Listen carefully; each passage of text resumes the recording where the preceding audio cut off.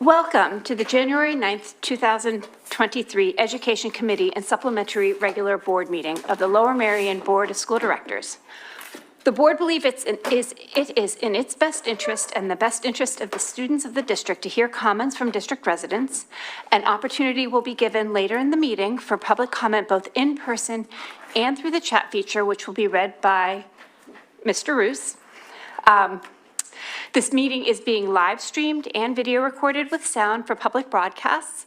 All participants joining via Zoom will be muted upon entry.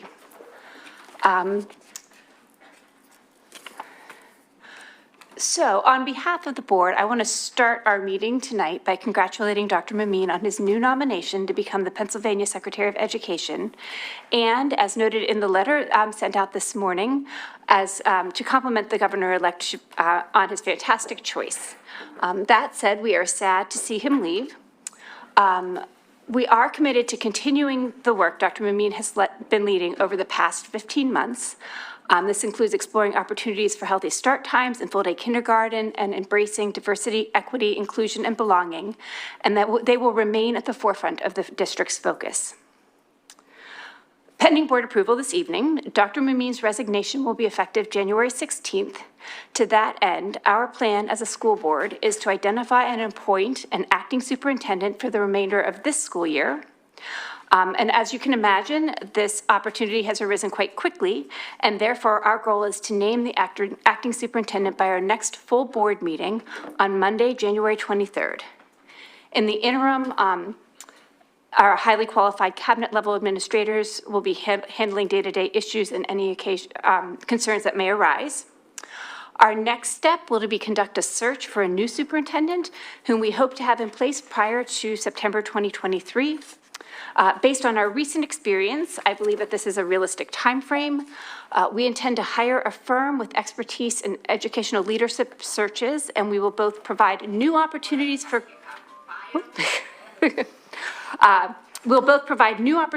community input, as well as revisit the extensive and thoughtful input that was provided in 2021. There was a lot of work that went into that, and we want to acknowledge and appreciate that community input that we had previously.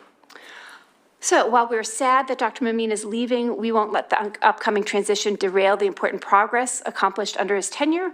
And again, congratulations, Dr. Merion. Please know that all of us in Lower Merion School District are rooting for your continued success. Thank you. Thank you so much, President Klein. And thank you to the many educators, students, parents, community members, legislators, and just partners here at Lower Merion School District. I just want to say thank you because you've been extremely supportive of my work here and tenure here at Lower Merion School District. And, you know, to keep it very, very simplistic, this is a great place to work. It's just, I mean, the students are lovely, the educators are lovely, and again, all of the partners that I mentioned are absolutely lovely and fully engaged, which is exciting, which is a proud pride point that we should really lift up here in Lower Merion. It's a great thing. I'm very encouraged and focused, and we'll, again, it's not bye-bye, I'll see you soon, in regards to the best practices that happen here on a daily basis in the Lower Merion School District. And it's phenomenal, and it's work that needs to be modeled throughout the Commonwealth. I would be remiss if I did not, provide just clear insight and thankfulness for my school board. To select a superintendent to come into a place with high expectations and some very critical needs areas that need to be addressed, establishing trust and transparency to be able to trust me for the past 15 months to lead this work. I'm truly humble and thankful. Hats off to the work that you do. You are an extremely high-performing school board. And I say that with great authenticity from experience. The work that you do at this level is absolutely phenomenal, and I know it's going to continue as we continue to move students into innovative careers and to innovative careers that will have the opportunity to really change the normalcy or the old normal of the Commonwealth. I'm so proud of having the opportunity to work with this board. And my administrative team, which I will not give them eye contact right now, we're truly a family. And the love and the sweat, the work ethic, the long hours, it's all worth it. It's all worth it because I truly have an administrative team, and that's not simply from central office. That's central office from end to building throughout the district that would do anything for children to be successful. Just all hands on deck, truly committed to this work. It's a point of pride that the community should be proud of. The data, the programming is not by accident. Our administrators are exceptional. To our teachers, teaching is not like it was back in the day, stand and deliver pedagogy and instruction. Our teachers are innovative and passionate about the work that they do. And I'm going to miss them because they are, again, just the best in the business. And of course, it's easy to talk about our students. Very easy to talk about our students. They really bring all of this stuff full circle and why we do this work, why you work so hard as a board, why the community is so passionate and the parents are so compassionate about the things that they want for their children, why the administration works so hard, why the teachers are delivering this strong pedagogy and instruction. The students make it very easy. And I must say, to even take it to the granular parts, all the way down to the granular parts in regards to the governor-elect's nomination, we're talking about the governor of the Commonwealth of Pennsylvania. And one of our Lower Merion students was on the transition team for high school students throughout the Commonwealth, informing the governor on these are the things that high school students need. We should be very proud of that. That's not by accident. The only high school student on the transition team is a Lower Merion high school student. We should be proud of that. And so again, thank you. And I will say, farewell for now, but I'll see you soon. It's not goodbye. And I trust that throughout my 15 months here, that you were able to see, this administration thing is serious business. And, we wear our emotions on our sleeves. And we just work hard for children. And it's worth it here. You can honestly say to yourselves, to your friends, to your colleagues, to your neighbors, education in Lower Merion School District works. It works. One of the best school districts in the Commonwealth of Pennsylvania. There are 500 of them. You have to take pride in that. And I thank you for allowing me into your family to be able to lead alongside you through some of these major issues. And in closing, what President Klein said earlier, the work is not complete. This isn't a stop point. There's still 5 priority areas that the administration will continue to address. And I'm very hopeful that these 5 priorities, we'll be able to check those off of the list in the near future because we have the administrative team and the passion and purpose to get it done for our children. So again, thank you so much. Thank you.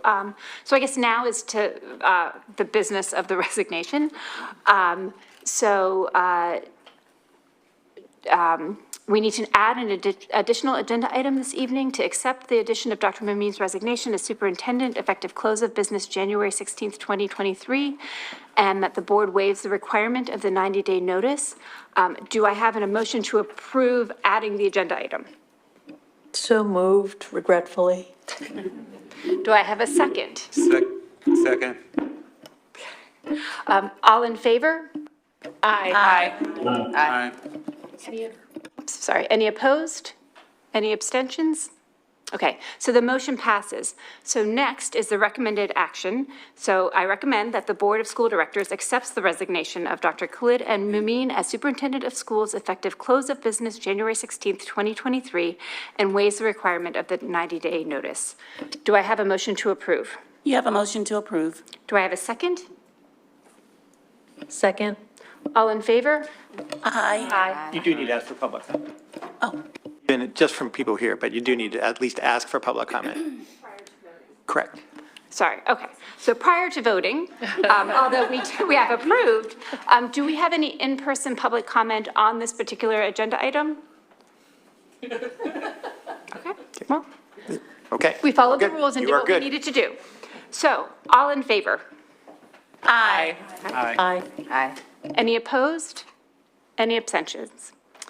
So the motion passes. And likewise, I'm very sad about it. We will move on. So next, we will move on to the presentation, and I'll ask Dr. Mamine to present the presentation. Ready? Thank you so much, President Klein. I will defer to Dr. Alexis McGloin, Assistant Superintendent, as we'll go through the disaggregated data presentation, which was previously presented at the Education Committee meeting. Thank you, Dr. Thank you. Curriculum Curriculum Committee meeting, right. Thank you. Yep, thank you.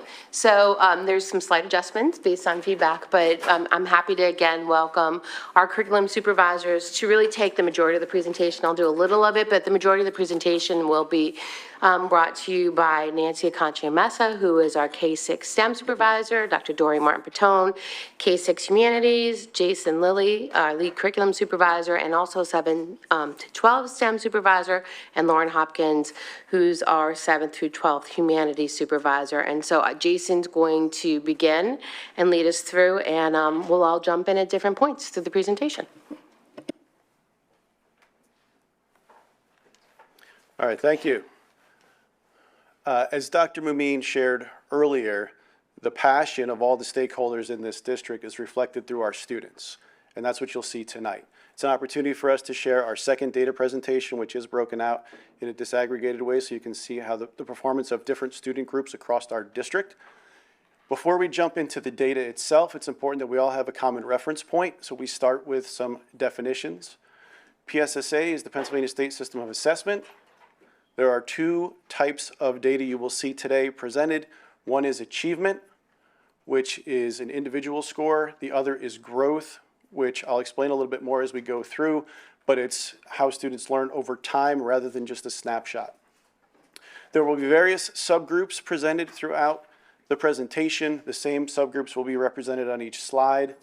And for this presentation, a subgroup is represented by any group that's large enough to stand alone as a group itself. So it's a part of the larger student body, a part of the whole. So as I shared, there are 2 types of data you will see tonight. One is achievement, one is growth. Achievement is that individual students score. Students receive a score of advanced, proficient, basic, or below basic. It's a snapshot in time. It's a one-time event. Growth data is also going to be included. The thing that's important to know about growth is absolutely connected to student achievement. Students get a projected score from the state. They project how a student will do, and you will see, and again, I'll go into more detail, growth is based on whether a student meets that projection, exceeds it, or doesn't quite get there. There's also student individual ranking across the state in respect to their peers that goes into the growth colors that you will see tonight. Both types of data are important. What you see on this slide is from the state. This is how they kind of add some or define better what achievement and growth are and the different types of things that impact achievement and growth. One of the things that I'll just highlight here, and you'll hear it throughout the presentation, is that achievement is really that individual snapshot in time, whereas growth is a measure over time and how a student is progressing. Achievement is really an individual performance against the state standards, mastery of state standards, whereas growth, again, is growing over time to see how students are progressing in their learning. So some things to keep in mind before we jump into the data. The last 3 years have been challenging for everyone, both here, across our state, across our country, and around the world. COVID has certainly changed what education looked like over those 3 years and even where we are today. So some things that happened during that time. We had a period of time where we essentialized our curriculum. We prioritized certain areas there. Students were participating in different learning platforms. We had a year here at Lower Merion where students had 3 different options for a learning platform to choose from. You will see that data included tonight. Students, because of social distancing, had limited or less opportunities for hands-on experiences, labs, and things like that within science. Less group work, less collaboration, although we were able to do some of that virtually. And basically, there were just disruptions to the learning process. School didn't look like it did prior to when schools closed in March of 2020. Before we get into the 2022 data, the 2021 state rankings were released. It's just important that we all kind of take a look at and reflect on the achievement of our students as a whole. These are the different places where the state reports out our data. You have math, ELA, and science reflected here. There are 2 things. Like I said, you're going to see 2 types of data tonight. One is achievement, one is growth. They're both different, but they both yet are ranked across the state. If you look here, this is where Lower Merion ranks in comparison to the rest of the state. As Dr. Mumeen said, there are 500 districts in the state. However, if you look at the column on the right, in many instances, there are more than 500 represented. That's because anyone that participates in these assessments is included. So a charter school would count and things like that. So when you look at the 638 participants on the 4th through 8th grade math PSSA, Lower Merion ranks number 2 in the state. That's an achievement. Many districts that have high achievement do not also have high growth. Lower Merion has both, and you can see that across the board. We have high growth and high achievement. That's exactly where you want to be. Our students are growing in their learning, and they are also achieving at a high level.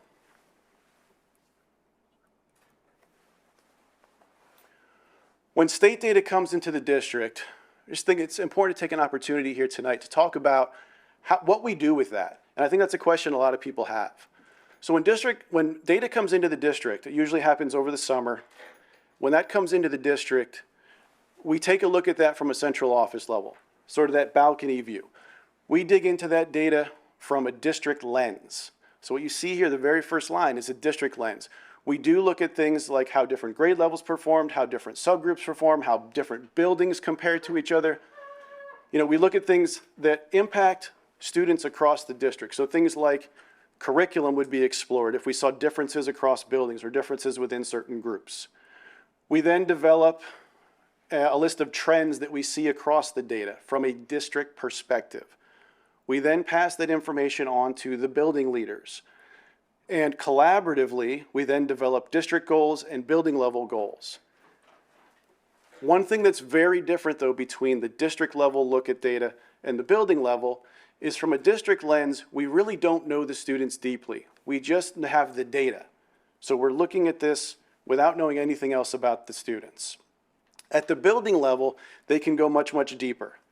They, again, look at grade level data, they look at subgroups, they look at, again, a little deeper, classroom performance, individual student performance, and in the end of all this is MTSS, and this is something you'll hear about. This is something the district has moved to over the last 2 years, and that's really looking at the whole child.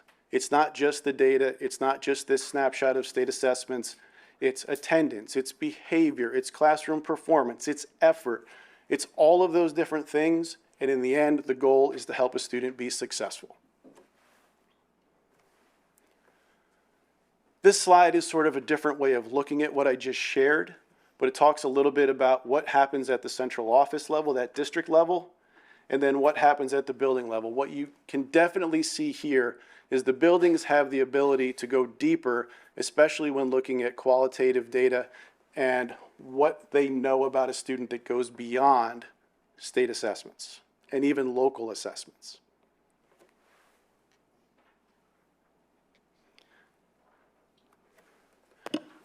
I'm going to pass this over to Dr. McGloin, who's going to talk a little bit about our students, the different subgroups across the district, and free and reduced lunch. Thank you. So typically, when we're doing our disaggregated data, we want to also show you what the district as a whole looks like. As our numbers show this year, our free and reduced lunch population is actually 15.3%. That's up from the last time we did it. I believe it was like 12.9 at the point when we did it 2 years ago. So that number has gone up. It's gone up for every one of our subgroups with the exception of our white population. That subgroup actually, that free and reduced lunch number has declined. So we have less students who are meeting the standards for free and reduced lunch for that population. But you could see that 15.3%, it really is it's a blend of all of our students, that it's not just one specific subgroup.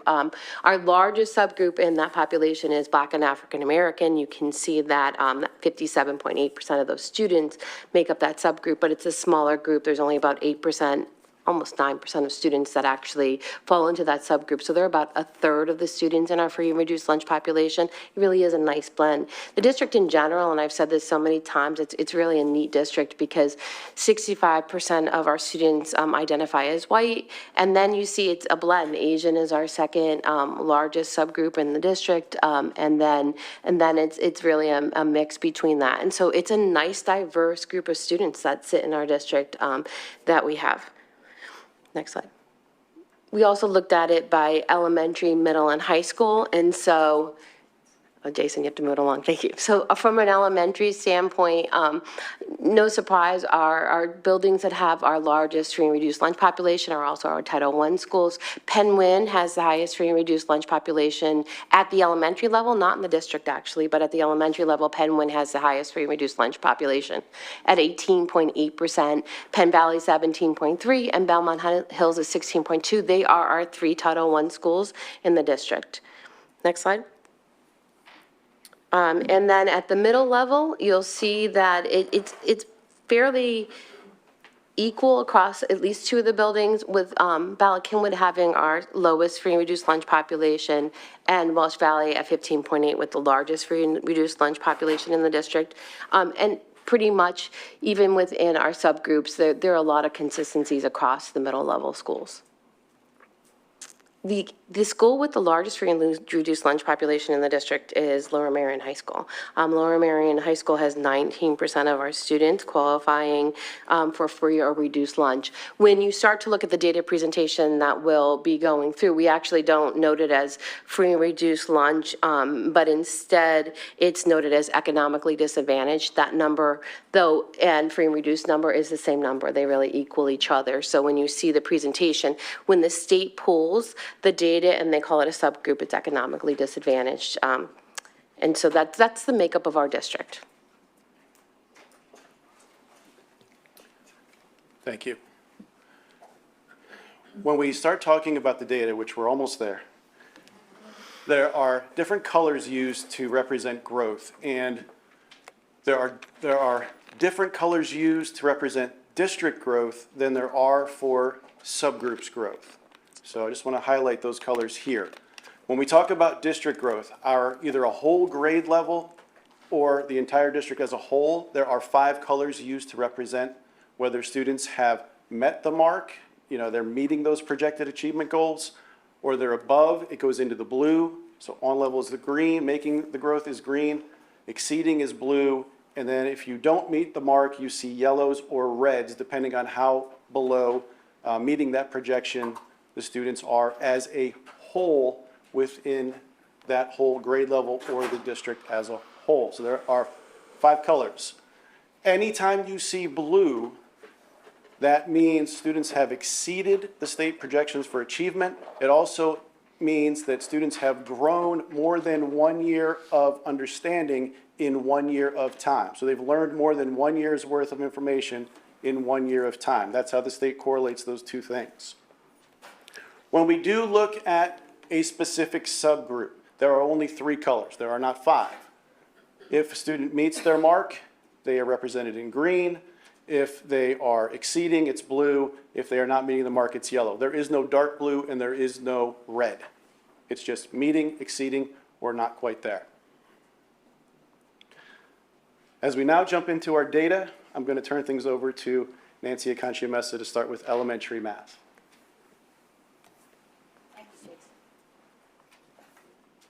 Okay, good evening. This slide shows the 2019, 2021, and 2022 PSSA achievement of the grade 3 disaggregated groups. Keep in mind that on this slide, as well as the following slides, these are different groups of students. The students represented in the 2021 and 2022 data have had interrupted learning and a very different school experience than the students represented in the 2019 data. There is no color coding here since this is the first assessment that students take. There is no achievement projected and therefore growth cannot be determined. This data is baseline and is used to create achievement targets for grade 4. Achievement was maintained or improved in 3 out of the 6 subgroups from 2021 to 2022. One group in particular, the Hispanic subgroup, went from 73% proficient and advanced in 2021 to 83% proficient and advanced in 2022.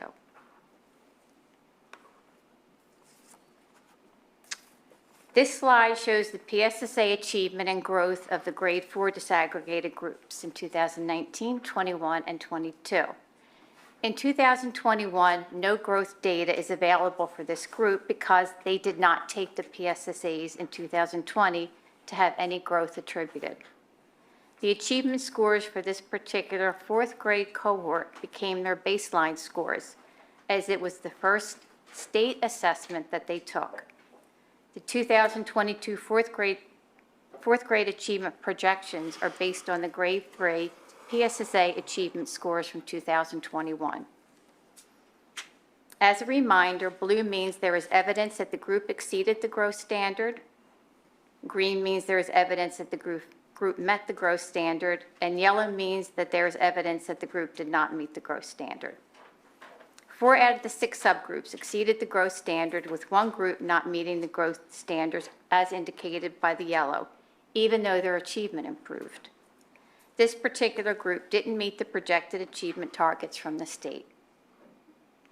Achievement improves in all of the 6 subgroups from 2021 to 2022, in particular for the African American group, going from 29% proficient and advanced to 63% proficient and advanced.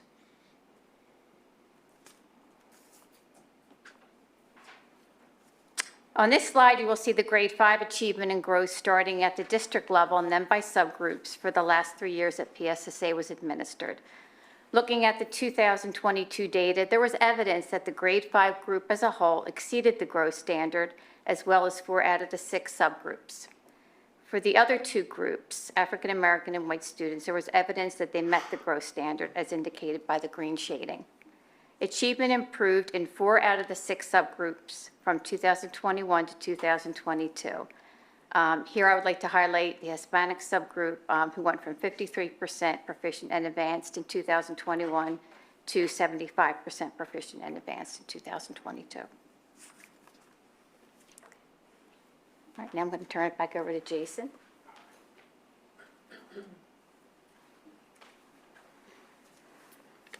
Thank you. And before I go into our middle school data, remember last year our middle schools were represented by 6th, 7th, and 8th grade. 5th grade was still at our elementaries.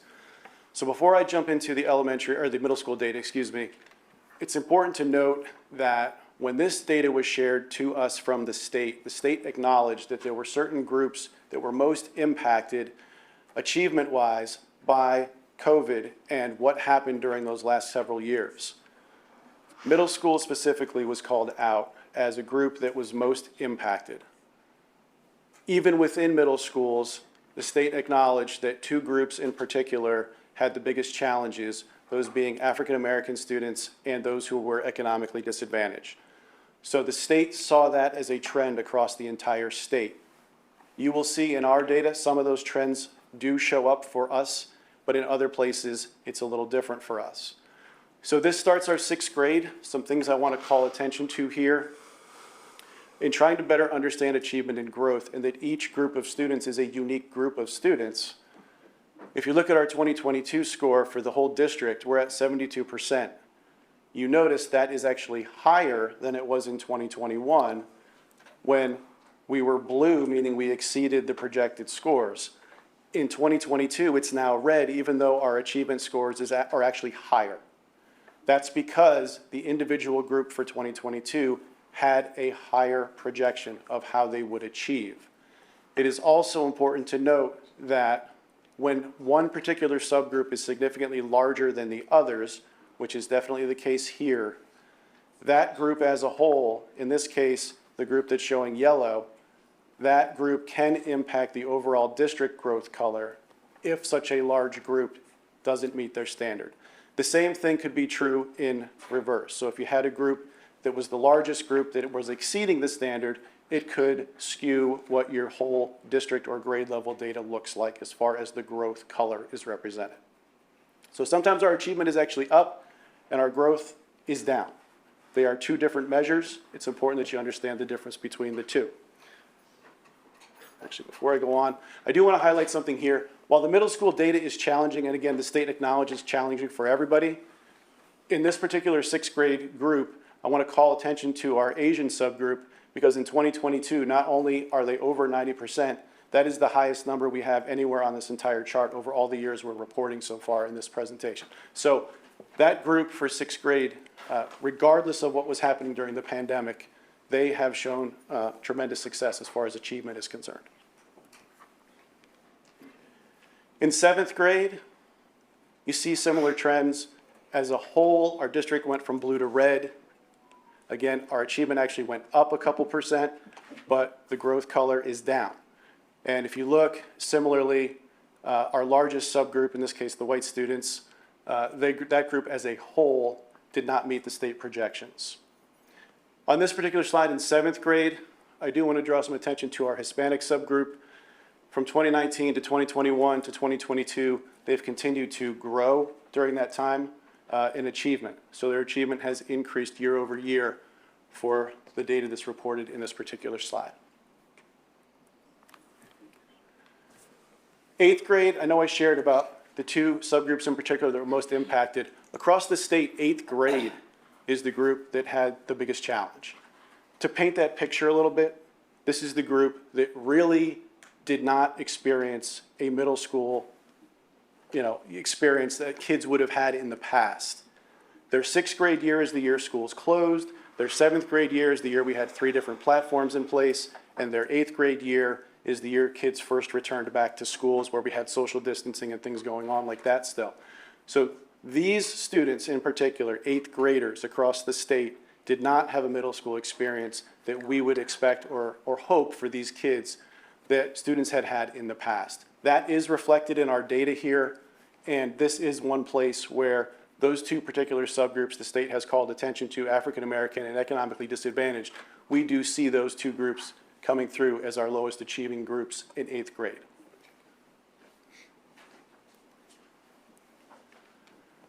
As our students transition to the high school, we have an Algebra 1 keystone.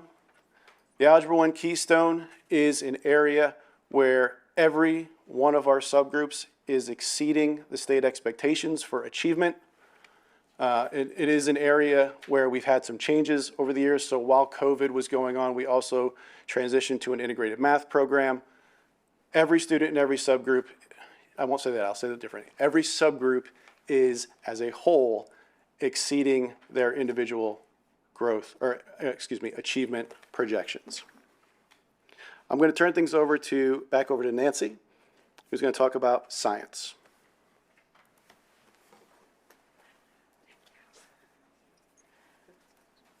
Okay, moving into science, this slide shows the achievement and growth of the grade 4 students as a whole and then by subgroups. Achievement improved or was maintained in 5 out of the 6 subgroups from 2021 to 2022. I would like to highlight in particular the African American subgroup who had a 10% increase and the economically disadvantaged group who had an 11% increase. Also, another highlight is that the entire grade level is approaching 100% proficient and advanced. And for 2 groups very close to the 100%, and one group in particular is already at 100%. The third grade ELA and math scores are used to project science achievement for grade 4. Again, since the 2021 cohort did not take any assessments in 2020, there was no achievement projection and hence no growth indicated that year.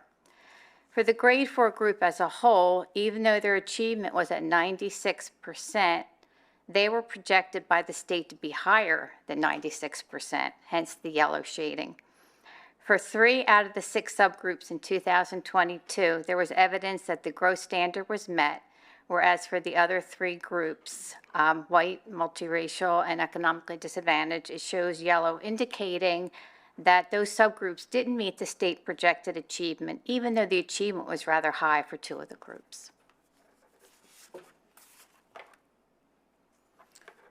This grade 8 science, this slide shows grade 8 science, and that in 2021, at the district level, there was evidence that the group exceeded the projected achievement targets, as well as 2 of the subgroups, multiracial and economically disadvantaged. For the other subgroups, there was evidence that the growth standard was met. Achievement improved for 3 out of the 6 subgroups from 2021 to 2022. In particular, the Hispanic subgroup, who went from 55% proficient and advanced in 2021 to 70% proficient and advanced in 2022. Turning it back over to Jason for Keystone data. Thank you. So here are our high school biology scores. And what you notice that stands out in this slide is every subgroup is blue, continues to be blue, and has been blue. We have historically exceeded state projections on our biology exams. We are also typically one of the highest achieving school districts in Pennsylvania. You saw that with some of the 2021 data that was shared earlier. If you notice, our district score from 2021 was 77%, which ranked us very high in the state. Our scores are up 7%, so we have 7% more students scoring at proficient and advanced. So I'm confident that even though the 2022 rankings are not released, we will continue to be one of the top districts in the state of Pennsylvania and continue to do so.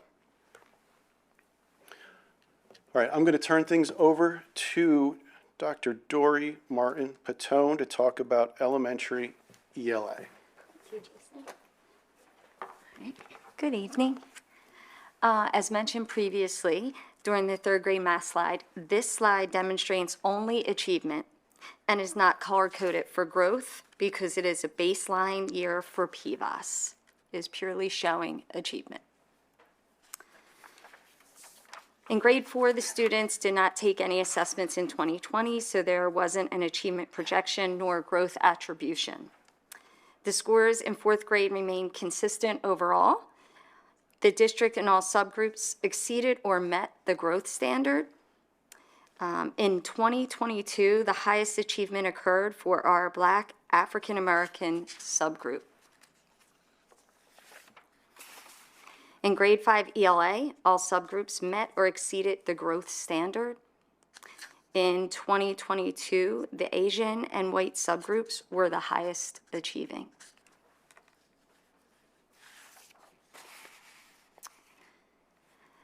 The district did not meet the growth standard in 2022 due to the largest subgroup being yellow, meaning moderate evidence of growth. The Asian subgroup exceeded the growth standard. While achievement overall remained relatively consistent, the Hispanic subgroup achievement increased by 20%. I'm now going to turn it over to Mrs. Lauren Hopkins. Good evening. So if there's one word that can sort of describe or sum up our ELA scores, it's the word consistent. So if you look at our scores across the board, you'll see a lot of consistency across our students in ELA. If you think back to one of those earlier slides with our rankings from 2021, you'll see that we were ranked 12th in every area for English language arts. So our achievement and our growth has remained relatively stable over the last 3 years. From an achievement standpoint, both our Black African American and Hispanic subgroups in the 7th grade increased by 7% in achievement from last year from 2021 to 2022. Our multiracial subgroup did drop 11% in their achievement score. However, the students did meet their achievement target. As you can see, they are colored green. So most of our subgroups are making growth by meeting their achievement targets, but the two largest subgroups did not meet their achievement target, even though that largest subgroup does have the highest achievement score. When you look at our 8th grade ELA scores, again, it's important to remember that this is the cohort that really had the most interrupted learning and the most interrupted middle school experience. And again, every single one of our subgroups here in 8th grade increased their achievement from 2021 to 2022, with our multiracial and our Asian subgroups showing the highest achievement at 90%. We did see that our Black, African American, and Hispanic subgroups improved their achievement by 21% and 18% respectively, so their achievement came up significantly. Despite the growth that we saw in achievement, none of our subgroups exceeded their targets here in at the 8th grade level. We did have 3 subgroups that met the target, but none of them exceeded it. And again, we look at our largest subgroup there, not meeting their targets. So this then goes back to that idea that we really do need to look at individual groups of students and their individual growth projections, because we do see good achievement within these subgroups, despite not necessarily always seeing the target being met. Lastly, for ELA, in the Keystone Literature exam, you again see consistency in student performance. There is a minor dip of 1% within our Hispanic subgroup, but all other groups maintained or gained, with our Black African American subgroup increasing their achievement 13%. Students across all of our subgroups are exceeding their targets, so they are showing more than a year's growth in a year's time.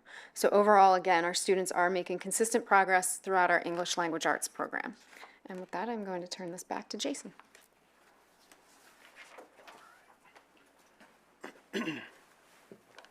So as I shared early on in the presentation, one of the things we do at the district level is we look for things that stand out in the data, trends, or anything that jumps out at us. In working through this presentation, I thought it was important to call out for the group the things that stood out as far as growth and achievement. On PSSAs in particular, the largest growth was shown by our Hispanic, Asian, economically disadvantaged, and African American subgroups. Our highest achievement was shown by the Asian subgroup, the white subgroup, and multiracial. All of our groups are represented somewhere here on this particular slide. So we either have high achievement or high growth occurring with all of our students. And again, as I shared in the slide about where we fall within the state, very few districts have high growth and high achievement. We have both. So that's something to be proud of. When we move on to the high school level, as you saw, all of our Keystone data is in the blue. We are exceeding state expectations on the Keystone exams. And again, something to share is, if you don't already know this, student projections are based on every data point that a student has prior to taking that assessment. So the fact that we're exceeding the state projections on Keystones with all of the other previous data points taken into consideration is a testament to the efforts here at Lower Merion. All of our groups are exceeding, all subgroups are exceeding, we're all outperforming state expectations as far as achievement and growth. The highest achieving groups, similar to what you saw in PSSA, are our Asian subgroup, our white subgroup, and our multiracial.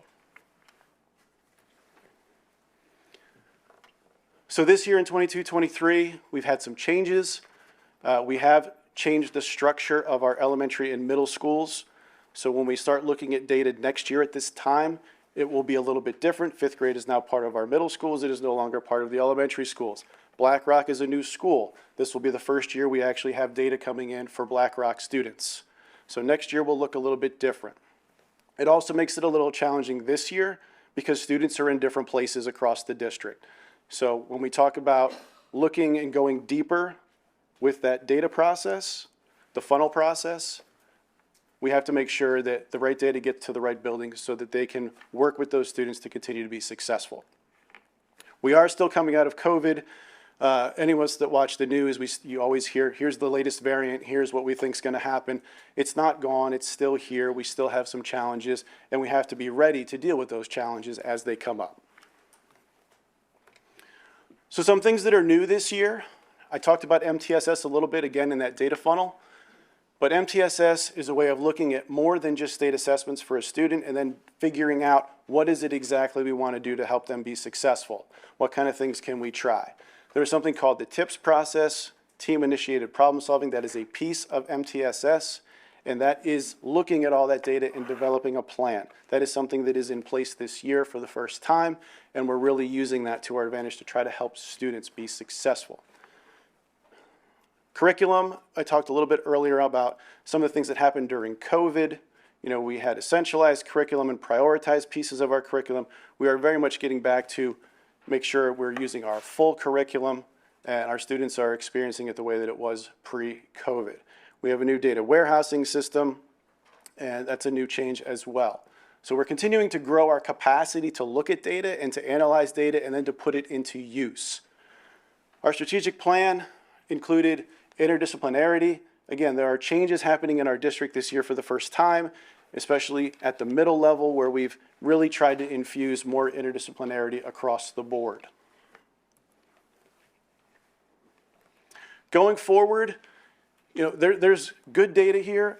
Overall, you know, like it shows, we are one of the top districts in the state when it comes to achievement and growth. We're doing some great things, but we never say that's enough. We always work to do better and challenge ourselves to make sure that all students can be successful. So we're constantly coming up with new ideas. Some of the things we've thought about here to grow ourselves and to grow our students is thinking about connecting with preschools. How can we bridge that? How can we make it better as they transition into our district?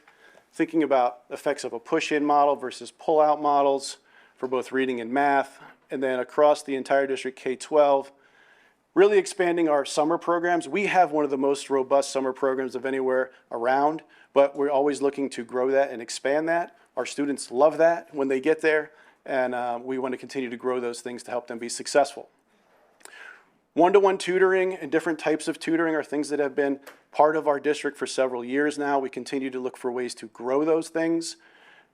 Obviously, strengthening community partnerships, maybe finding ways to offer tutoring outside the district so we are able to get into the communities to provide that access. And then we've talked a lot about doing universal screeners, especially for math, as math seems to be one of those areas, as the state shared, where year over year, if there are challenges, it's difficult to close those gaps. So thank you. I would say that we definitely have some strength that we're proud of. The blue is important because that's how we close achievement gap. Getting more than a year's growth in a year's time is how that happens. We recognize that often you'll see two different subgroups really stand out more than others as where the gaps are, which are our African-American subgroup as well as our economically disadvantaged subgroup. I was just thinking about the last time we presented on this, Hispanic really popped out, but we've done some nice work in that subgroup.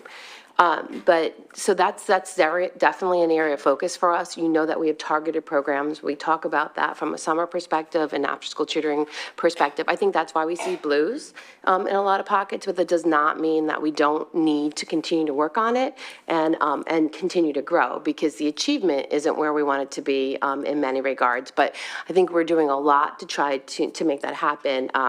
And, you know, we even talked about it in Achievement Imperative actually this week. We brought this presentation to them as well and had a lot of conversations on what are some other things that we could be doing that we haven't tried yet, just to continue to talk to our community, to talk to our staff, and really think about and around the issues that we know we still have as far as our achievement is concerned, and even growth in some pockets. So I appreciate all four of you presenting today, and any questions that you might have, we're open to.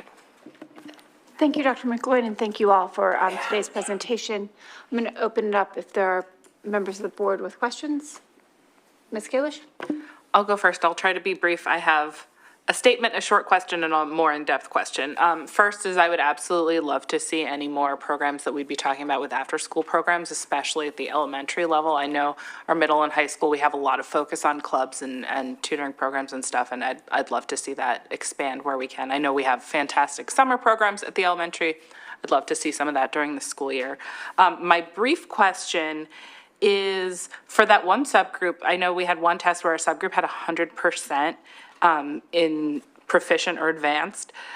If a subgroup has 100%, does that inherently mean that they can't show growth for the following year? Or is that, am I misinterpreting that? Can you explain that? Because I'm sure I'm not the only one that's confused by that. They can show growth, well, it depends. I guess there's like a top at the top, right? But just because you're advanced doesn't mean you can't be more advanced. Does that make sense? Because remember, it's a scale.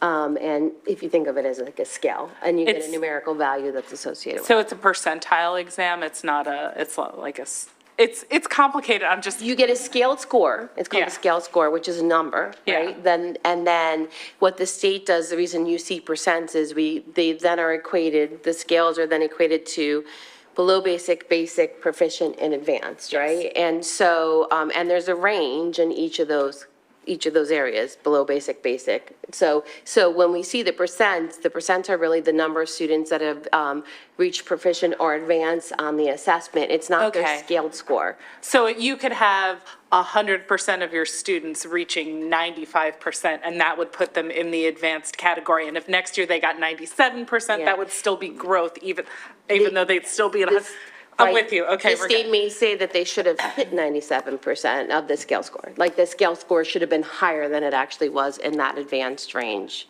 Am I making sense? Would you believe I have graduate level education statistics in my background? No, you're all good. Okay, my more specific question is, I know in the curriculum committee, we talked a lot about our achievement gap for our Black and economically disadvantaged students. One thing that I was curious about after that meeting was why we think we're seeing scores, especially in the eighth grade slides on slide 21 and 24, why we're seeing scores in those groups that are much higher in science than in math. Because in my head, we tend to group even by your positions. You have your science and math together, and you have your humanities together. And I'm just curious why, if you might have an idea why that is, and if we can work to sort of parlay the science success to some math success. So one of the things that I will share is the science exams tend to be more related to reading. So the science scores are likely closer matched to our ELA scores because majority Word of the questions problems, are right? reading. It's not a lot of math problems on there, right? I see. And 50% of the PSSA exams are on something called the nature of science, which is reading, problem solving. Can you read a graph? Can you read a chart? Can you read the table? Can you read and interpret the statement?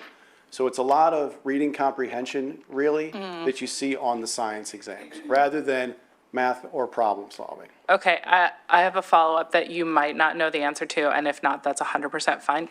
Do we see those differences generally in student report card, class scores that they're getting in do students in those groups generally score higher in science than in math? Or is that a testing artifact based on the testing design? I would say it's probably more related to that test design, Okay, because our local assessments are going to be more aligned to what we're doing at the time, whereas these are a more general test. The other thing is that science exam is the only one that still remains, the eighth grade science, that covers grades 5, 6, 7, and 8. So it covers 4 years of science on one exam. It's the only cumulative assessment that still remains. I think that's really interesting, and it's an interesting thing to think about as we think about the achievement gap and how we're approaching these things, because some of those numbers in those math scores were a little scary. And if we think about the way that testing is structured in the state, that sort of puts it into a better perspective, and we need to look at kind of a holistic picture. And that's what I got. Thank you.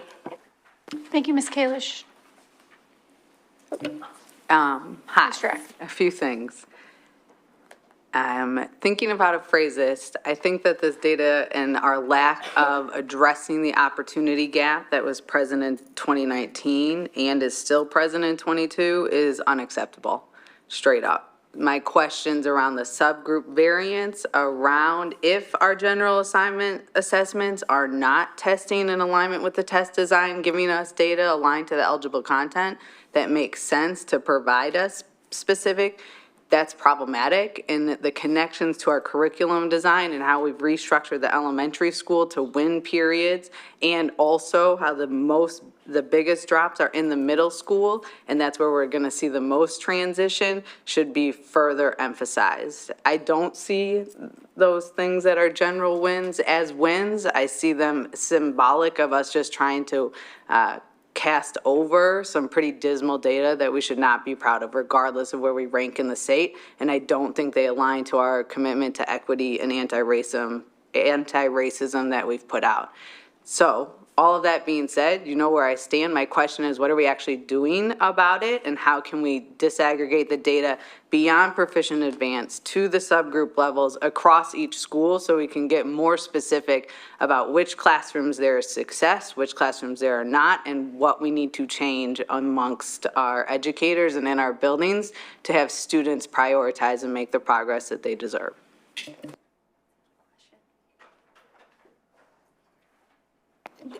Yeah, so I mean, and I think the four of you can speak to this as well. So we're not just like this PSSAs, right, as we know, but we are looking at actual data for like our own benchmark data, which is important. It does align to the standards. The questions align to the standards, and we're able to pull it by standards as well, just to be certain that we are looking at eligible content and standards when we're doing our benchmarking data. We also have some standardized data that we've switched up. So we've put in dibbles at early grades. That was partly why foundations went in. And it's also part of why we put in MTSS, and we've been working towards MTSS because of exactly what you're talking about, because we need to be able to get granular. We need to be able to talk about students and individual data. And so that is all of what's been happening the last couple of years to try to do exactly what you're talking about to make sure that that happens. And I don't want to speak for all of you. If anybody else would like to speak about it, I'm happy to. Jen, you want to jump in as well? Sure, just because we're mentioning MTSS, one of the things to keep in mind is infused in that, in addition to some of the curricular infrastructure improvements that Dr. McGloin mentioned, is some real focused professional development and job embedded learning that is happening across all teams. So when you think about, as Jason Lilly shared that triangle, and we look at the system level data, what the teams have been trained in doing is something called a team initiated problem solving process, which is an evidence-based protocol. You can see it in the IES guides. Teams are more effective using a protocol like that. Teams have better outcomes. And one of the things that's part of that training is something called a precision statement, where they're digging into individual student data. They're looking very closely at what is happening, where is it happening, why is it happening, and they're working as a team to collaborate on exactly what happens student by student. When you look at the system data, one of the really nice things about using this TIPS process as part of our MTSS is we're looking at how are all students experiencing our curriculum, how are all students experiencing instruction. They do then include looking class by class, and you saw that in the triangle, where, our supervisors look, of course, across the schools. They start looking across classrooms. They do have consultations with principals on individual classrooms, looking class by class, coaching in with principals. A lot of that's at the building and supervisory level. So those conversations do happen, and the way that it happens with the MTSS framework, it really is something that the teams and the leads on this have been phenomenal with this year. They are working with our consultant. They're working collaboratively. We've had several days together. They work with our supervisors, really digging in and making sure we're looking student by student, because no student is just a number, and the PSSA is still just one number among many.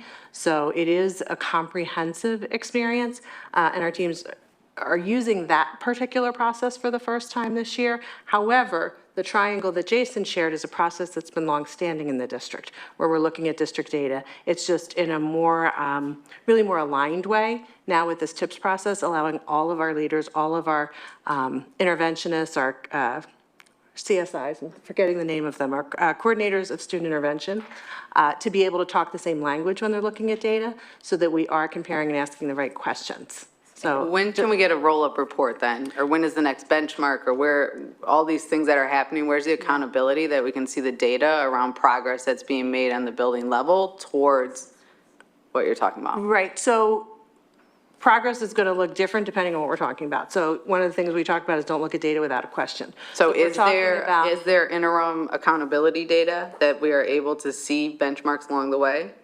There are benchmarks at every level. Okay. What we do have is the way that the achievement teams work is, they're looking at the benchmark data that's in cycle as they're meeting. So in addition to looking at just how are students experiencing class instruction, they're also looking at what assessments just took place, how did our students do, how do we coach back into practice, how does that inform the win times that are going to be occurring, how does that inform Tier 1 instruction as well, because one of the really rich conversations has been, and Dr. Martin Patone talked about this at the last session, where are we being as inclusive as possible and pushing in support and making sure that we're preventing gaps from occurring. So some of the models include some push-in support into the classroom, and teams are being really innovative with that. So we'll have a later update, probably in March, I think, at CCOB, sharing some more, just an update on where we are with MTSS. It's, as we all know, it's a 3 to 5 year process. It's pretty in-depth, but the teams have really done a tremendous job this year working toward common practices to do good work. So that's just MTSS connection. So I have a quick question on MTSS, which is something that has newly implemented, and there seems to be a lot of expectation that the implementation of MTSS will provide positive results. And so just as a follow-up to what you just said, that if it takes 3 to 5 years for that implementation to be complete, does that also mean it'll be 3 to 5 years before we see any positive benefits of it? I would say no. The reason it takes 3 to 5 years is it's comprehensive and pretty complex. Like, we're looking at all of our systems. So, in year 1, we're looking at an infrastructure build that includes, things like our data warehousing software. Immediate impact is teams have readier access to data as, they've learned that tool. We have a couple changes that have already occurred that we can see the impact of. Those include some shifts in how student supports are put into place, how data teams are interacting to be proactive instead of reactive. We also have changes in terms of Tier 1 instruction. And one thing that's really important about MTSS is the foundation really is a strong Tier 1 core program that all students can access. So making sure that we're aligned in instruction, we're looking at best practice, we're looking at how our students are responding to that instruction, and we're really starting to help teachers make sure that, students are having common experiences classroom to classroom, and when they're not, principals can coach in. So Tier 1 work is something that is foundational, and then we're looking at, once we've provided for all students, and we're making sure everyone can access that, and we're being preventive and trying to make sure that gaps don't occur, then we're looking at Tier 2 and Tier 3. So some things are already in place. Measurability of some things, this is happening, here's what was happening before, here's what we're doing now. In terms of student progress, every student's starting from a different baseline. So when we look at where students are, we're really looking at growth and what's working for them. And it's a problem-solving process. The same way as it's a complex system to put into place as an infrastructure, every student's individualized problem-solving when we're working at that level is also unique. So teams are really at that granular level as the team described. Some of it is system-wide where we look at curriculum and we've missed a unit, or we haven't gone deep enough here, we have to do more. Some things you can see when you're looking at the curriculum, other things you can't see until you get to the student level. And reporting out at that level is really unique and team-based. So it really kind of depends on what we're talking about. When we say what's the data, it's a lot, and it's really something that is held in the hand of our principals and worked with closely with our team. I think that's my concern, though. When you say Tier 1 is that the curriculum is accessible for all students, it's clearly not. We already have the data, so saying that MTSS is our solution and we're doing these things, it would be helpful to further see the interventions and integrations being put in place to make Tier 1 accessible for all students. And that's the curricular infrastructure build, yeah. Right, but in the immediate, because we can't just let kids sit here for 3 to 5 years and not be accessible to the curriculum, as you just put it yourself. Right. I would say, I wouldn't let it be said that nothing is happening for students when there's difficulty. Teams are really working to problem solve, and that's been happening. The model that we're using to make it happen is MTSS, but I would say teams are engaged, trying to get better at it, certainly, because we want to see improvement in the scores that we just shared. Mr. Moran?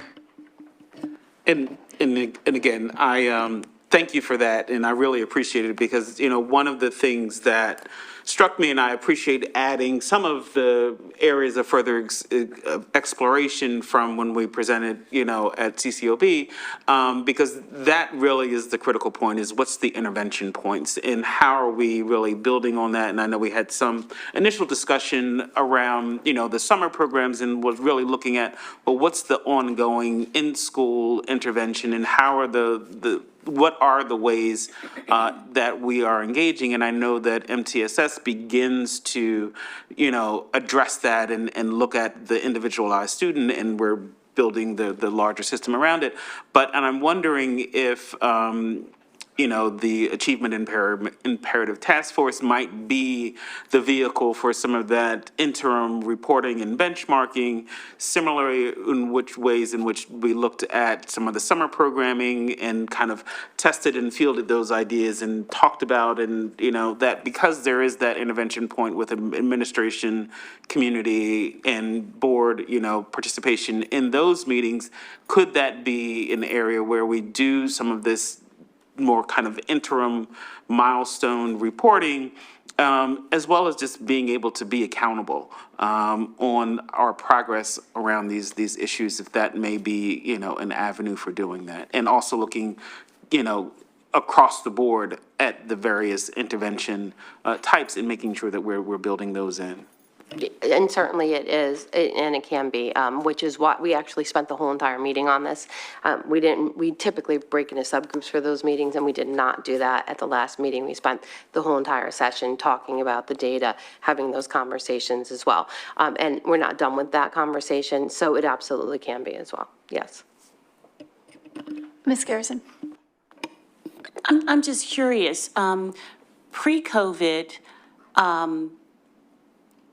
data that I had seen in the past said about 65% of our students get significant enrichment, private tutoring, Kumon, Mathnasium, Sylvan, H24, all these commercial education places, it's, students out the wazoo, like it's free, but we know that it's not.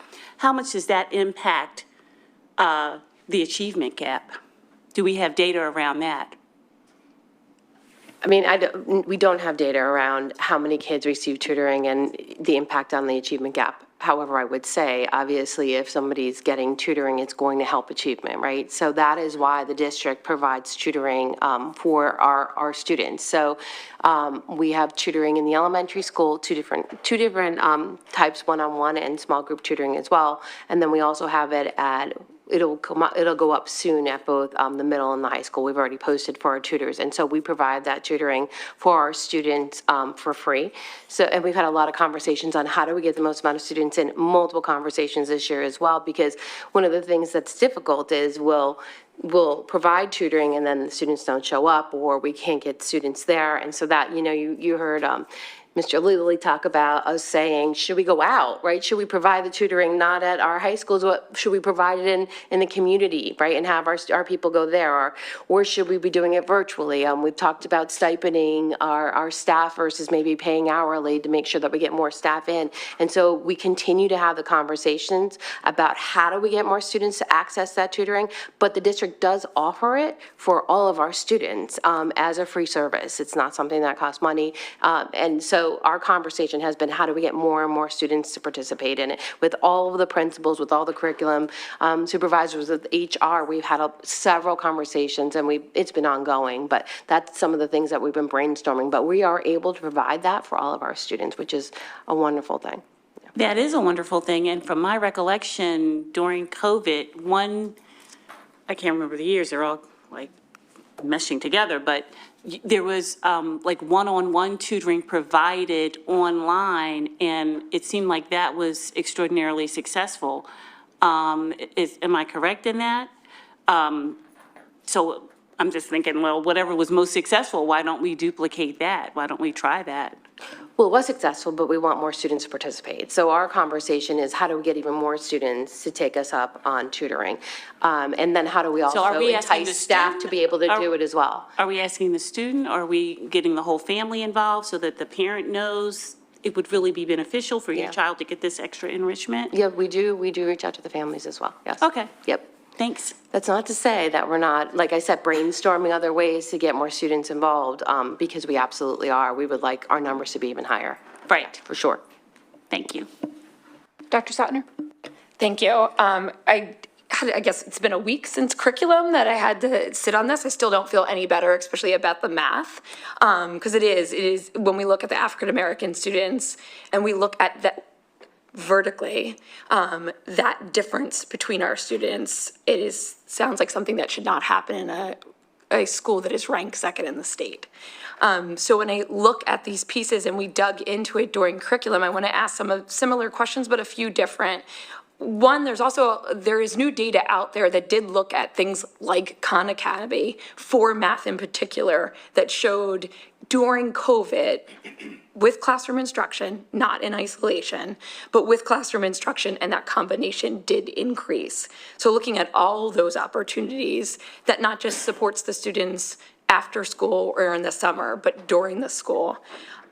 One of the things that, as I was sitting on this data in the last week, I want to know where our kids sit, especially looking at math and African-American students over the course of the years. Like, I want to understand the data and where are our kids tracking from third grade all the way through.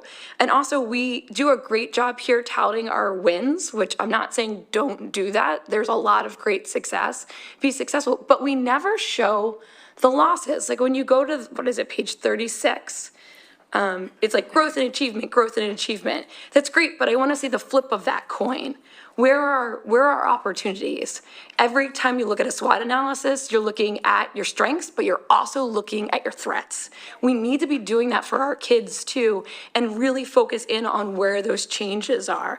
I like that we talk about summer and tutor, but let's be honest with those numbers. How many kids are we reaching in summer and in the summer program, and how many kids are we reaching with the tutoring? It was really low in my memory, right? Wasn't tutoring like 11 students? That was specific to ITAS. That is not, that was a summer program specific to one small subgroup. We're not talking about tutoring. That was not our numbers for the school year tutoring programs.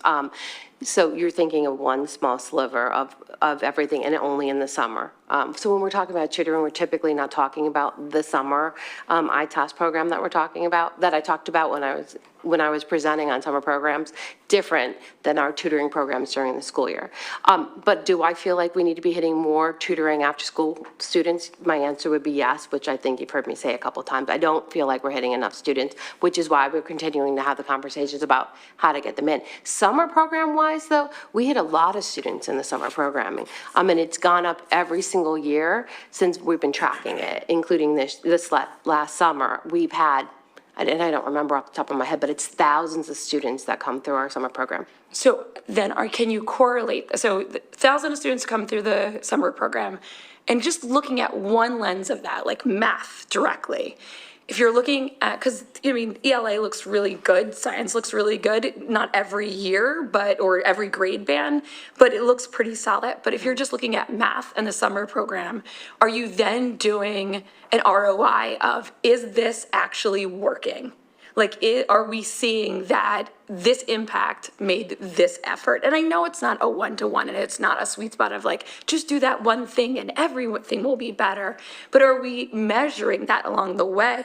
And are we looking at not just our advanced and proficient students, but where are the basic students? Because they worry me too in this district. The kids in the middle, sometimes, we could have some huge gaps there. And where are our kids that are below? And how are we comparing to the state based on the subgroups? So we're just looking at one little lens of this, and there's a lot of questions around it, and where are all of our kids going as well? And then how are they doing by school? We spent a lot of time looking at free and reduced lunch by school, and I don't see the correlation on those first few slides with when we look at the students in the math English. So I was wondering why they were in there. So I guess my question goes back to, Sean, I totally hear you that this is a good thing for that that other group to look at, but I want to know more.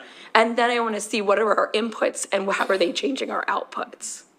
Yeah, we do look at, we honestly, when we're focusing on our summer programs, often we're focusing on our students that are in specific subgroups, but also that have scored in areas that we know we need to shore up. And so it's not just about PSSAs, honestly, it's about our curricular-based assessments. When we're identifying and targeting students, PSSA is one small sliver of it, but our curricular-based assessments really should tell us that story of what's going to happen on PSSAs as well, right? And so we use our curricular-based assessments to have students invited into our summer programs. Our summer programs traditionally aren't only based on like math or ELA, it's a blend of everything, including science.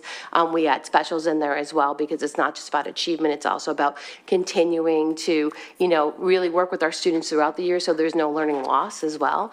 But we do beginning and end of year testing or summer testing on our students as well. So we do look at that, but I wouldn't necessarily say it's about one specific content area unless you're talking about something like a tutoring program that's for one content area, or like summer school for one content area. We really try to blend. Often it's an integrated approach. So when you think of SPIES at the middle level, that's an integrated program that really has a thematic blend to it, but it is teaching science, math, social studies, not social studies, science, math, and English in that course as well. And I understand that, and I do love SPIES, but I guess my question is, if it's not effective and math is an area, what's the extra intervention we need to do to support with math? And I know it's not just what you would think of as a classic math, but it feels like something needs to change. And I'm asking, how are we going to know, what are those changes that we would put in? How are we going to measure their impact? And how can we look at this not just once a year, but more often?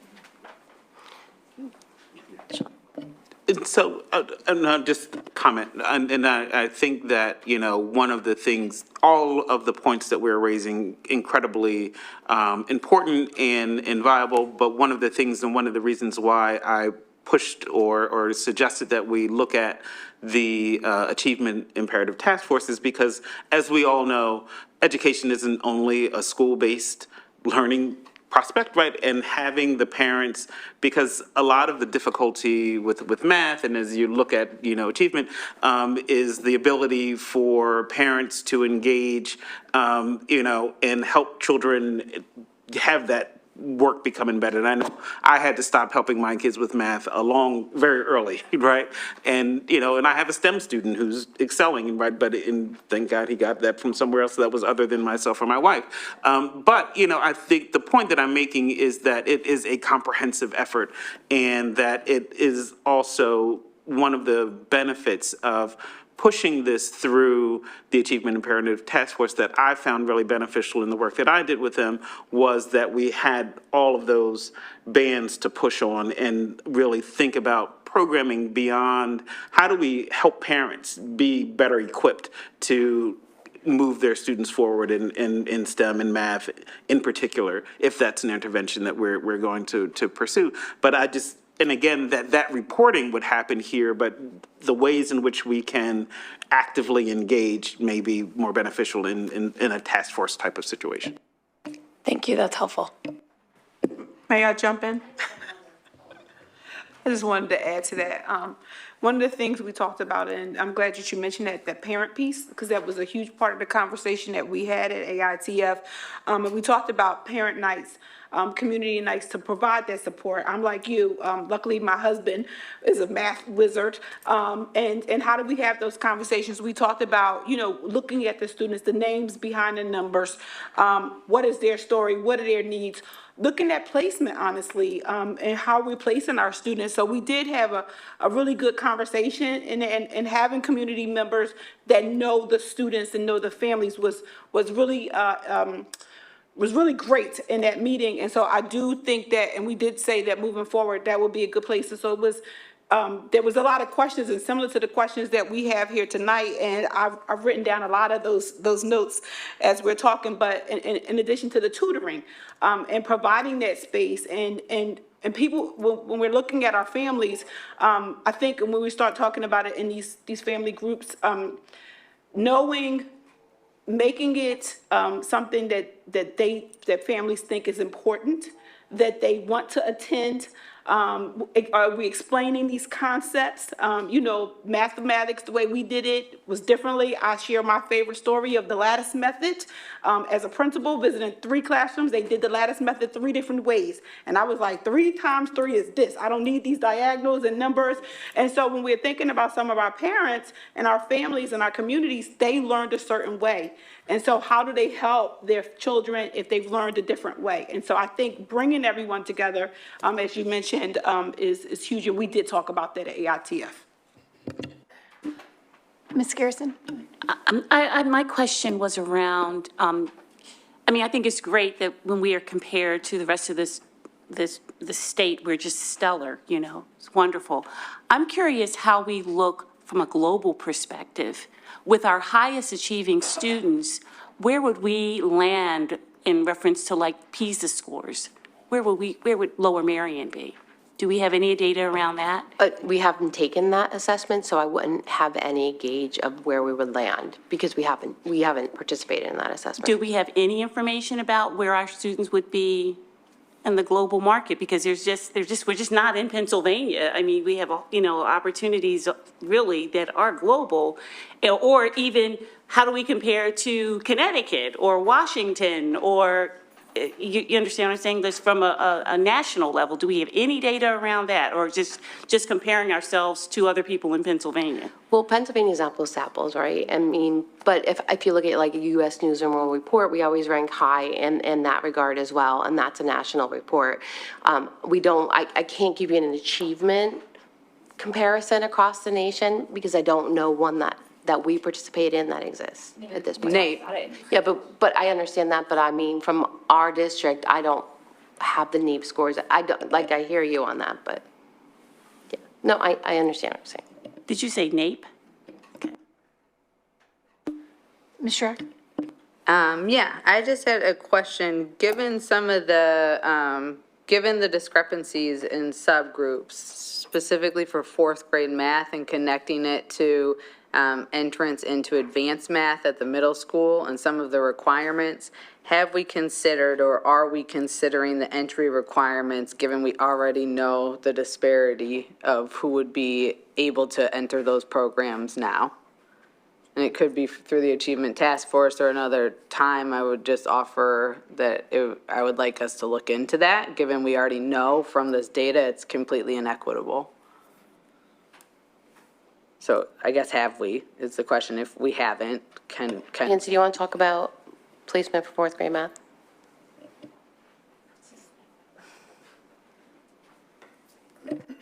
So we review the criteria every year. We go back to it and review it every year. And Jason and I collaboratively look at the data along with the math specialist. We have opened it up more over the past few years. For example, in grade 5, it was, we had students that had to have meet a particular criteria to take the assessment. And past 2 years, we've opened it up to all students to participate in the assessment. So we have opened it up. For students on the cusp, we look at all aspects of the data very, very carefully. We're very diligent about that. We meet as a team. It's a very thoughtful process. So even though we do have a criteria, we look at the whole student as well. So we look at all aspects.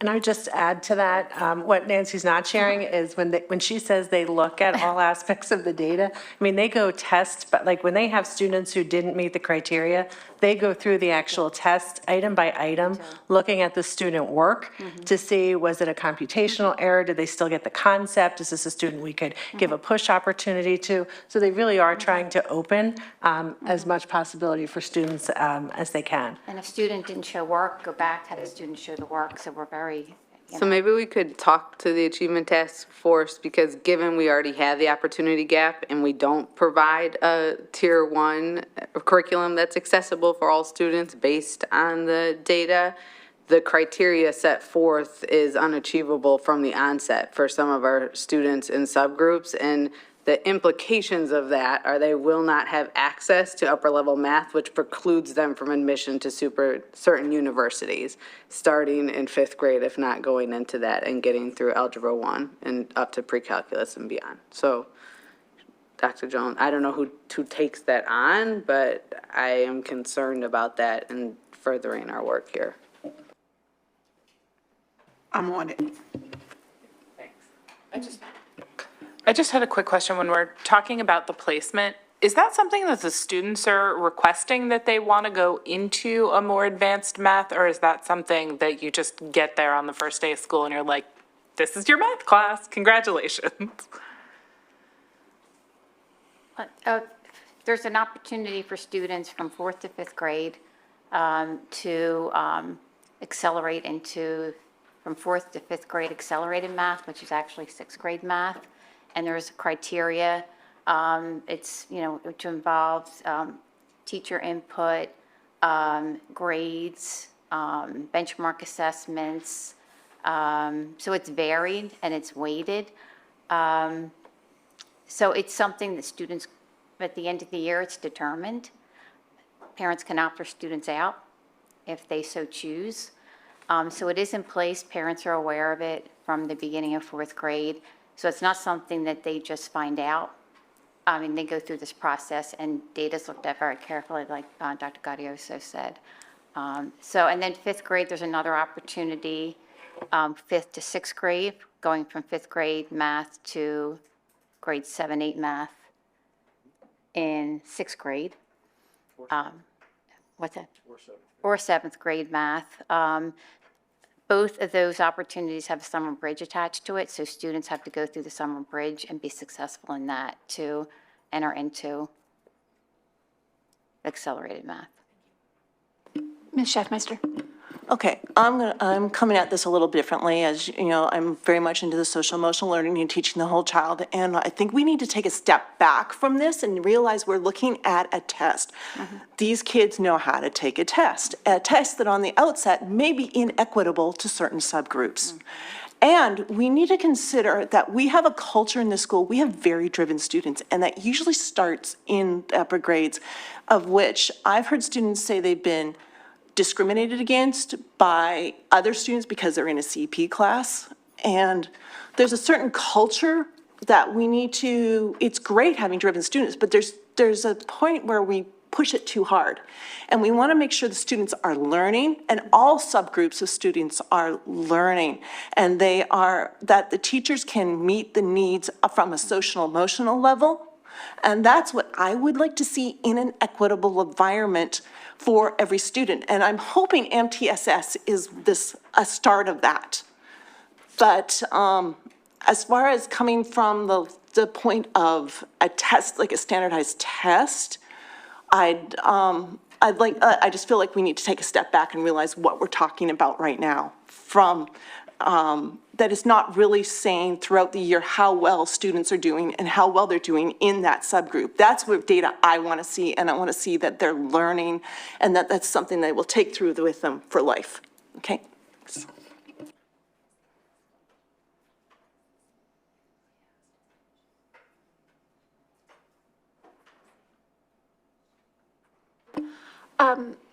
So I wanted to follow up with a couple of questions around, and we talked about this a little bit at the curriculum committee meeting, the reality that the 3rd grade math is the first year of the PSSAs, and I very much hear the frustration with the PSSAs in and of themselves. But we're already knowing right at that very beginning that certain subgroups are already, we don't need to, there's the initial test is lower, like the proficiency in the advancement of certain subgroups is already lower, and that's already in 3rd grade. So we need to make sure that we're addressing that in the earlier grades, and we seem to do that a lot in the sort of ELA world. But what interventions are happening sort of on the math side of things at that very, sort of the kindergarten, 1st grade level, so that when we hit 3rd grade, it doesn't already exist? I'm going to have Nancy speak to that, but that's a great question. So some of the things that are in place at the elementary level, we have, some of the interventions are provided, and they're also carefully monitored, such as targeted push-in or pull-out services by the math specialists who work in conjunction with the ISTs, or the coordinator of student intervention. We have our after-school programs in grade 1 and 2. In addition to the summer programs, Win Time, which happens the K to 4 level, added formative assessments, spiral reviews, online diagnostic and adaptive programs such as iReady, Dreambox at the K to 4 level, MTSS, as Dr. Godioso explained, and the use of the evidence-based protocol tips in our tutoring. Teachers meet as a PLC team to review and analyze data using a process of reflective analysis. I had my meeting with the math specialist today going over the grade 2 and 3 benchmark data and identifying the students and what's happening with these students. Where are they? Were they getting support? If they're not getting support, why not? Talked to several principals today about certain students. So it's an ongoing process. I'm really trying to be on top of that and making sure that it's in time, the interventions. Very serious and very passionate about that. And I do hear what you're saying. It has to happen early on because the gap just gets bigger. So really working hard to, to address that early on with all of those things. And then this year we added the STEM special, which focuses on those 21st century skills. And we can see the difference in our younger students now and their ability to attack problems. And also the science PBL units, which are implemented that focus on transdisciplinary learning and making connections in the real world. So we're doing a lot of things curriculum-wise to address student needs and really trying to focus on K1 and 2. And I think with the addition of the focus on literacy, early literacy, and I had mentioned this and Dory had mentioned this at the other meeting, it helps students navigate, like focusing on literacy in K to 2 really helps students navigate those more complex word problems that they have to comprehend in order to solve and be able to explain their mathematical thinking. So I think the focus on early literacy is going to help as well. And if you wanted to add to that, Dory, too. So I'm just going to tag team Nancy. But one of the things that Nancy and Dr. Godioso and the literacy specialist, you mentioned early literacy and the amount of assessments that are early on. When do we catch them early to identify? So providing a universal screener for math is like we have fluency early on in early literacy. That's numeracy and operations. That's their foundational skills. So adding that universal screener, I think, Anna, you asked this earlier, that will be the immediacy of what do we see in the screener? Can we now in real time just dig deeper to see why and then provide those supports? That's one thing that is changing that is similar to what we do in literacy. So And we don't have that yet, but we're looking Right. for it for next year. So I think that's something you asked, like, what are we doing right now? That's something that we coming. believe will make a difference in terms of being able pre all of third grade and all the things you're mentioning, and before they take the PSSA, that's when it matters. So we've been really focusing our conversations to unite forces to say, what are we doing that works, to your point, and how can we replicate that in the other areas so that we see often some of the same students that aren't doing Yes. well across the data. And we have that's those one- conversations continuously. Absolutely. And literacy specialists in the math, we follow a similar model. And with MTSS, it becomes an if-then. So if we see this, then what do we do? And you talked about earlier, Anna, interim assessments. So I will speak for ELA. I look to the math to say, okay, they have these unit assessments. That's something that in ELA, we're going to replicate that because I want them to know you've taught it, we've assessed it, what's going on, and we've leveraged up our formative assessments. So those conversations are taking place. And the emphasis is before the PSSA scores you're seeing, because that is the end game. We want to get to it before you even look at those results. So quite honestly, that's where we're focusing our time, not that we're looking at those scores as they go along, but we're looking at our kindergartners. We're looking at our preschools. We're trying to get ahead of the game instead of being reactionary and be a little proactionary. So it's a team effort. That helps. Thanks. Ms. Robinson? providing the universal screener for math, what grades were you thinking of doing that? K through 6. K through 6? Starting next year? Yes, that's something I proposed in the budget. Okay. For next year, yes. Thank you. Ms. Garrison? I'm curious in a reference to third grade in particular, are we still doing, I just remember like they were trying to show the children like 6 different ways to do addition or, instead of simplifying it, it's like our curriculum was a mile long and an inch deep. When you're young, you need a simple way to learn arithmetic. And we have all these, this is higher level thinking. They don't need higher level thinking. They need to get something that they can grasp and hold on to and that their parents would be able to help them with. I had so many friends who would call me and say, what is this? I don't understand. What's going on? And I would break it down for them. And they would still be like, what? It's like 20 minutes to do one multiplication problem. Are we still doing that program? So, First, I want to know, are we still doing that program? So the focus, yes, yes, we are. We are. Okay, and the focus is on developing number sense early on and mental math thinkers.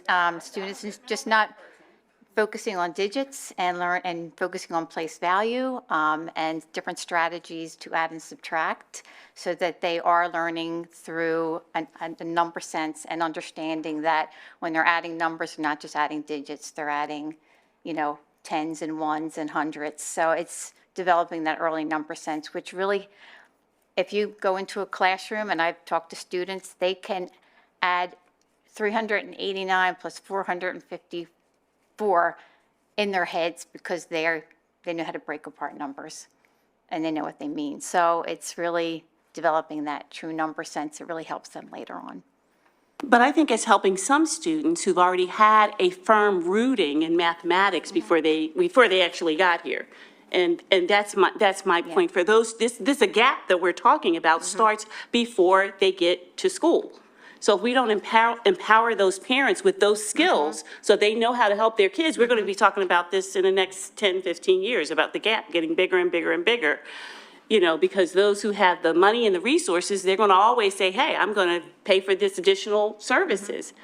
And so I think we have to look at these curriculums and say, how can we approach this that the child who doesn't have all the resources can get it? And then we can build in, this is 15 different ways to do addition, as opposed to what we're doing now, which causes more confusion for those kids and their parents because they can't help them.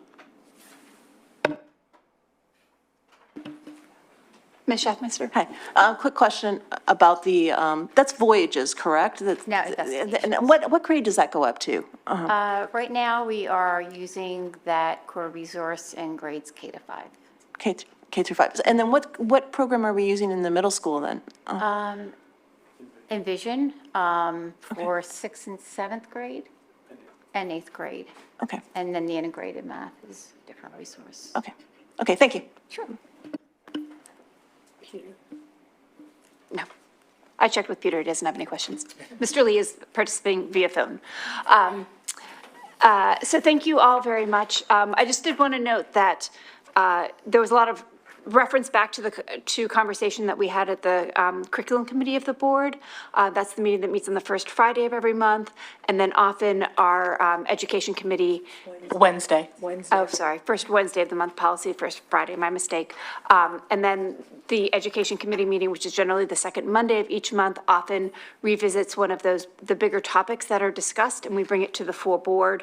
So I just wanted to remind everyone that's sort of the process, and also to let everyone know that we have started to record the curriculum and policy committee meeting among the other committee meetings we have, and you can find those recordings on the website as well, sort of in the same area as the Monday night meetings are. So if you heard something that we talked about referencing something that happened at a previous meeting, you can go back and look at that.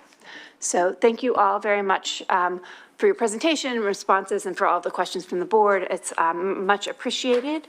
Now we're going to move on to audience recognition.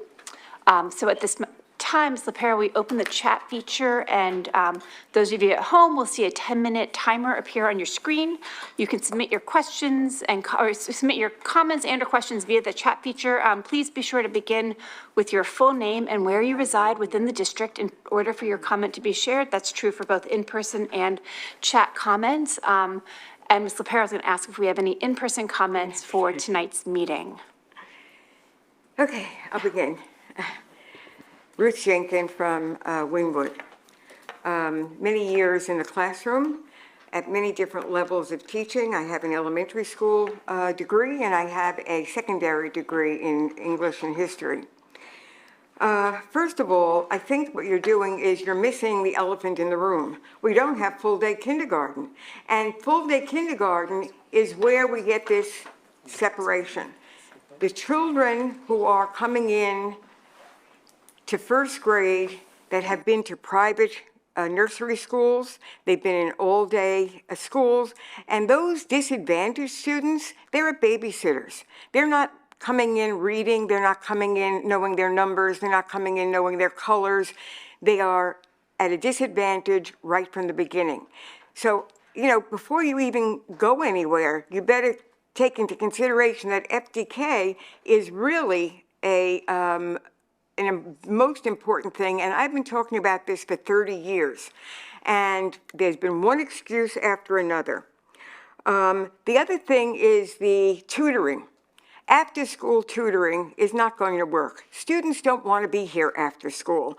They want to, you need in-school tutoring. You need to have tutoring during a free period. You need tutoring, a lunch and learn period, which is another whole aspect.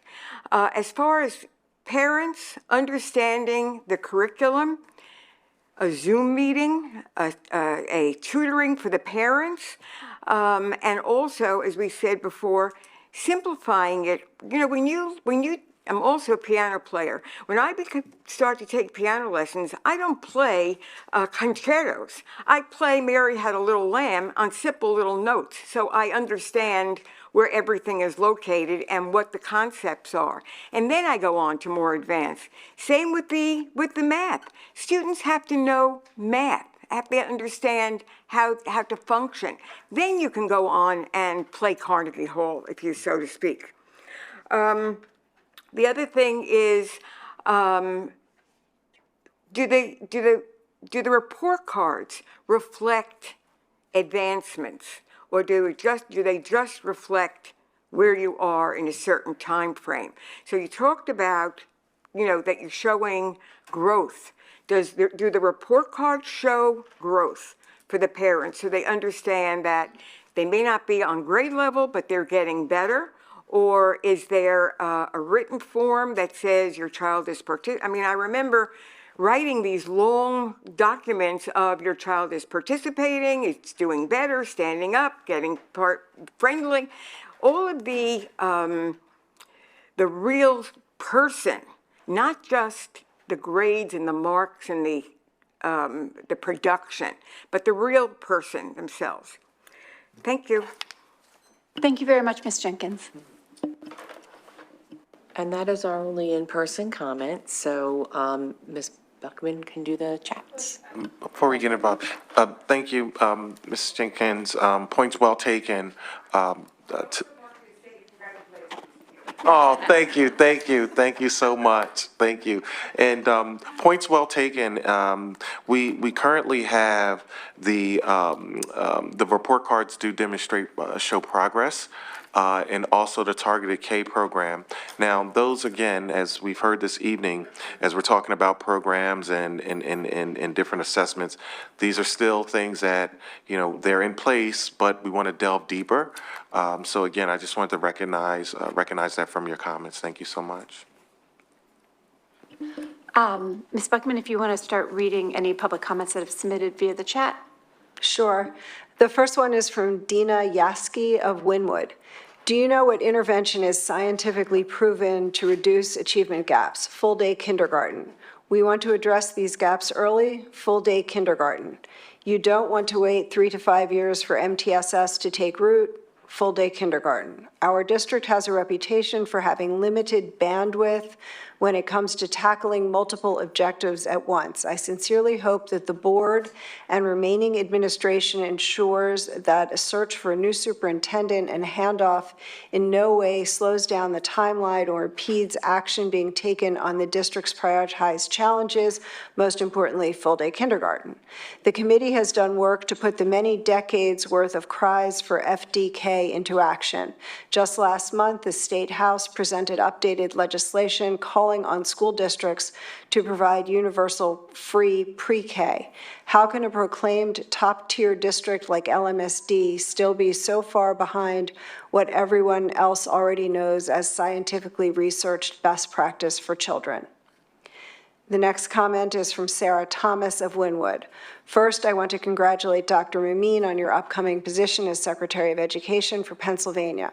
I hope that you are able to continue some of the work that has been started in Lower Merion at the state level, namely healthy start times and universal full-day kindergarten for all students in the state.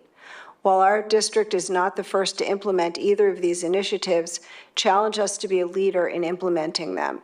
I urge the board to keep these initiatives in mind when making a decision regarding the selection of our district's next superintendent. Finally, with the news of Dr. Merion's resignation, I am wondering if the Ask the Superintendent session scheduled for January 20th will still be happening. The next comment is from Mark Fasano of Wynwood. We don't need to further preschool connections, we need full-day kindergarten. The next comment is from Abby Rubin of Ballackinwood. Full-day kindergarten will lessen the achievement gap, not working with preschools. Please prioritize FDK as soon as possible. Kids coming into K in the fall have been negatively affected by COVID learning loss. Thank you and good luck, Dr. Merion. The next comment is from Colleen Campbell of Ballackinwood. Please continue to keep full-day kindergarten a priority. It was great to see the survey come out, although many have concerns about it reaching all the families with children who will be entering kindergarten in the next couple of years. Full-day kindergarten is an opportunity to provide a solid foundation and support for children coming from many different backgrounds and experiences. Having a positive kindergarten experience academically and socially will benefit children throughout their school years. We need to prioritize getting full-day kindergarten in place as soon as possible. Parents need to know now whether or not the 22-23 school year is a possibility for full-day kindergarten, as private kindergartens in the community are asking for commitments for the 2023-2024 school year. Parents are committed to Lmsd full-day kindergarten and need clear communication from the district. We wish Dr. Merion the best in advocating for all children and full-day K for Pennsylvania. The next comment is from Michelle McGill of Ballackinwood. I am a parent of a subgroup. I was not made aware of tutoring being offered at my son's school. I would take advantage of tutoring for areas of concern. How are parents informed of the tutoring program? That's all the comments at this time, but there's still some time left in the window. Thank you, Ms. Buckman. As we're waiting for time, I just wanted to make a public statement in regards to full-day kindergarten, healthy start times. We're still working in regards to the fields at 1835 and Arnold Field Lights. Yes, I've had conversation with the school board. This work will continue. You know, amidst the transition, this is not a ploy or an opportunity to just put things on freeze and not continue the good work. And again, I want to publicly thank the many partners that are involved in this work. You know, the parents, the community, and also our community groups and legislators. So yes, this work will continue. And again, I'm still here in Pennsylvania. Yes, I will be supportive throughout the transition period as needed in regards to making sure that the interim and permanent superintendent have all of the information. The administrative team is still here and intact. We'll have all of the information and we'll continue to move forward with these very important ideals. Also, the continuation of strengthening the work within the 5 pathways will continue. Again, our strategic plan document is a document that is exciting because it really gives great insight into the work and the abilities of our children, and again, moving them to infinite possibilities of success. So yes, the work will continue. It will continue. It won't even stop a day once I leave. So please know that. And again, thank you for your continued partnership and support around all of this work as we've been grappling with the 5 prioritized areas over the past 15 months. We do have one more comment in the chat, again, from Michelle McGill of Ballackinwood. As a parent in this district, I would appreciate someone answering my question, and her question was about how tutoring opportunities were communicated. It hasn't begun this year at the middle level, and so they haven't been communicated yet because of that. The principals and the assistant principals work to identify students that would benefit from tutoring. They reach out to the parents and the students, but we're not yet up and running at this point in time. When will we be up and running? We're hoping by February.